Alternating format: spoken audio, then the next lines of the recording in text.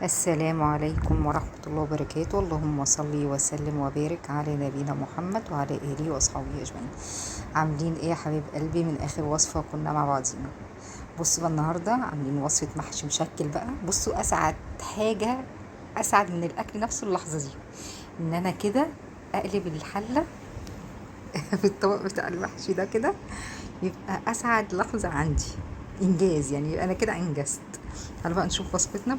بقول لكم كده ما تنسوش اللايك وشير وكومنت حلو. بشكر كل اللي دخل عندي واشترك، بشكركم جدا.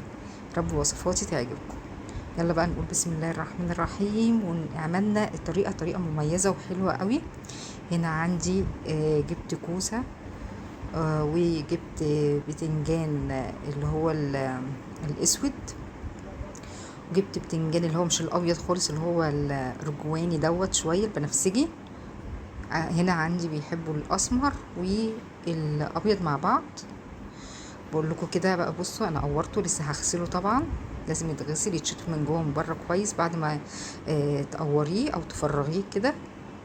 وهنا كان الفلفل ما كنت ناسياه، طلعته من التلاجة، حطيت كام فلفلايه كده بتدي طعم حلو قوي للمحشي بتاعي. انا بحط كل دوت بقى في حله واحده ويطلع مستوي، وهقولك ازاي يطلع كله مستوي مع زي بعض. بص بقى، اهم حاجه بقى في الخلطه عندي اللي هي بتاعت التسبيكه. بحط راس توم، وبحط فلفلايه رومي مقطعه، وبحط الطماطم بتاعتي واضربهم كويس. وطبعا بصفر البطاطس، اصفر البصله بتاعتي وانزل عليهم. ماشي. لما تعملي انواع كتيره مختلفه في البتنجان وكوسه طبعا، لان كل حاجه ليها سوا، الكوسه ليها سوا، وطبعا البتنجان ليه سوا، حتى البتنجان الاسمر والابيض ليه سوا مختلفين. هنا كده انا صفرت البصلايه معايا، بصلايه كبيره، ونزلت بالطماطم اللي انا ضربتها طبعا مع الثوم والفلفل الرومي، الفلفلايه الرومي. هنا كانت في نص طماطمايه كده ما اتضربتش، انا شلتها بعد كده. هخليها بقى تتسبك كويس، واحط لها طبعا الملح دلوقتي بتاعها، الملح وفلفل اسمر. واحلى حاجه بقى الكيس بتاع التوابل بتاعت المحشي ديت، تحفه جدا، اللي هي بتاعت شيف ويلز، جميله جدا يا حبيب قلبي. انا بحطها وبحط معاها برضو حبه ملح، هي مملحه، خلي بالكم يعني هي فيها نسبه ملح، فتراعي وانت بتحطي الملح الزياده ما تزوديش قوي. احط بقى الملح واحط فلفل اسمر، لو عندك كمون حطي، بس بالخلطه بتبقى، فانا بزود بس الملح وفلفل اسمر. في بقى برضو تكايه حلوه قوي بقى في التسبيكه هنا يا حبيب قلبي، ان انا بحط لها دبس الرمان. بتفرق قوي قوي قوي قوي يا جماعه في المحشي، بيبقى حلو جدا. اهو بوريك اهو شكله. واحط كده زي معلقتين كبار 3. حد يقول لي ممكن يكون مسكر، لا، هو فيه تسكيره بس فيها مزازه برضو. تمام. بتفرق قوي قوي قوي مع الثوم مع الفلفل مع الحاجات دي. ما تعمليش تسبيكه كده طماطم بس وبصلايه تصفريها. اكيد في ناس برضو تعرف الطريقه دي وفي ناس ما بتعرفهاش، فانا بقدمها للناس اللي ما تعرفهاش. كده بقى اتسبكت كويس، وطلعت بقى الصلصه بتاعتها، هي مش الصلصه، السمنه بتاعتها او الادام بتاعها.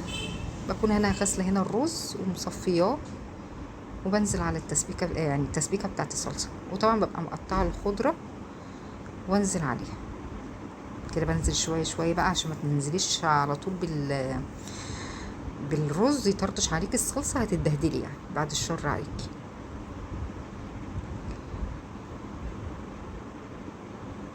وبرده بحط دبس الرمان برده في التسقيه، وهوريكي برده انا بسقيه ازاي، وبحط دبس الرمان ازاي، يعني انا بحطه مع الشوربه ولا بحط برشه على البتنجان كده من فوق ولا ايه. لا، هوريكي دلوقتي كل حاجه بالتفصيل. انا طبعا مختصره بقى طبعا، يعني ما جبتش بقى تقوير البتنجان والكلام دوت، لا. الاولاد كان نفسهم في محشي مشكل، قلت اعمله بقى في حله واحده بدل ما كل حاجه اعملها في حله. لا، كده بقى نزلت انت عايزه تكتري الصلصه كتري، دي حاجه ترجع لك. وعايزه تكتري الخضره برده كتري، دي حاجه برده ترجع لك. كل ما تكتري في الحاجه على فكره بتبقى حلوه. انا بحب اعمل هنا كده فرشه في الحله من تحت، بفرشها بالبصل، حلقه بصل كده، وبرش عليها حبه زيت وحبه فلفل اسمر. اول حاجه بقى، عشان خلي بالكم البتنجان اللي هو الارجواني دوت او البنفسجي بياخد سوا اكتر من الاسمر، فبحطه من تحت خالص. عملت الطبقه بتاعت البتنجان البنفسجي دوت، وبعد كده بحط طبقه من البتنجان الاسود. تمام يا حبيب قلبي. وبعد ما احط الطبقه بتاعت البتنجان الاسود، اروح حاطه الكوسه، لان انتوا عارفين الكوسه ما بتستحملش. اعملي بالطريقه دي هتلاقي كله طلع سوا واحد، كله سوا واحد. حطيت كده الطبقه فوق منها الكوسه. في ناس بتوقفه يا جماعه، بس كده لا، احسن لما انت تنوميه كده احسن، في السوا بيبقى احسن يعني. وبعد كده حطيت خالص الفلفل، لان الفلفل ما بيستحملش زي ما انتوا عارفين. وتعالوا بقى نسقي المحشي بتاعنا ازاي. طبعا انا بجيب الشوربه، اي شوربه عندك، شوربه فراخ، شوربه لحمه، وبنزل عليها كده برضو بحبه دبس رمان. بتدي برضو فرق يعني، يبقى في الحشو وفي التسقيه بتفرق جدا جدا جدا. بقلب بقى كده اهوت، واروح نازله على المحشي بتاعي. طيب انا بحط بقى السوا او المستوى بتاع الشوربه بتاعتي فين. بحطها الا صف كده، يعني عندي صف الكوسه كده تحت منها سيكه، يعني يبقى الكوسه طايله الشوربه. تمام. واغطي عليها طبعا واسيبها تغلي، واول ما تغلي وتشرب ميتها، بس ما تخليهاش تشرب الميه بتاعتها على الاخر، بحيث ان هي يعني ما يبقاش فيها الشوربه بتاعتها، لا. خلي فيها كده زي ايه، نص كوبايه مثلا شوربه. لما تيجي توطي عليها مع السخونيه والبخار، هتديكي سوا احسن بكتير. وتلاقي فوق زي تحت، مفيش حاجه شايطه معاكي ولا حاجه متلسوعه ولا حاجه، يعني اللسوعه حتى لو اتلسوعت، اللسوعه اللي هي الخفيفه خالص دي اللي احنا بنحبها بناكلها.